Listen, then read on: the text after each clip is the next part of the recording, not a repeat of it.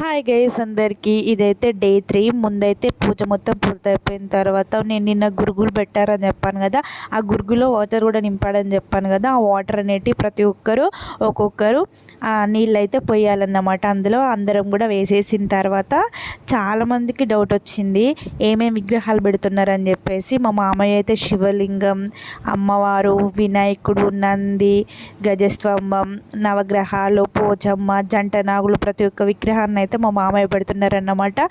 ఈ పూజ అయిపోయిన తర్వాత మనము వినాయకుడు, అమ్మవారు అవన్నీ పెట్టే ప్లేస్లో, అంటే విగ్రహాలు పెట్టే ప్లేస్లో పూజలు అయితే చేస్తున్నారు.